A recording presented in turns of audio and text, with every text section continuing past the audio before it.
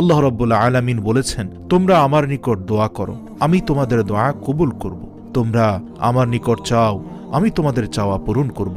আর রাসূল সাল্লাল্লাহু আলাইহি সাল্লাম আমাদের জীবনের প্রতিটি ক্ষেত্রে কিভাবে দোয়া করতে হবে তা শিখিয়ে গিয়েছেন এবং প্রতিটি বিষয়ের জন্য আলাদা দোয়া বলে গিয়েছেন। রাসূল সাল্লাল্লাহু আলাইহি সাল্লাম কসম দিয়ে একটি দোয়ার কথা বলেছেন, যে দোয়া পাঠ করার পর আল্লাহর কাছে যা চাওয়া হবে আল্লাহ তাআলা তাই কবুল করবেন।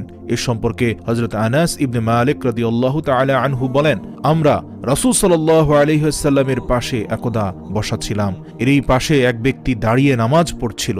সে রুকু করল, সিজদা করল, তারপর শেষ বৈঠকে আত্তাহিয়াতু এর পরে এই দোয়াটি পড়ল।